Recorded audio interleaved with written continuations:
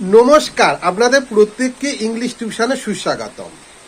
Rupee, foot, pound, ইয়ার, mile প্রভৃতি কয়েকটা সংখ্যা বা পরিমাণবোধক নাউন যৌগিক শব্দে অর্থাৎ কম্পাউন্ড ওয়ার্ডে থাকলে তাদের শেষে এস যোগ হয় না। যেমন 10 টাকার নোট, এ 10 রুপি নোট।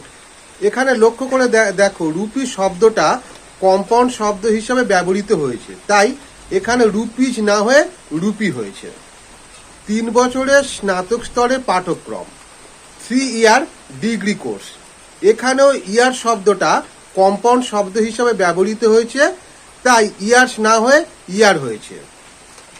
3 ফুট উচ্চতা, 3 ফুট হাইট।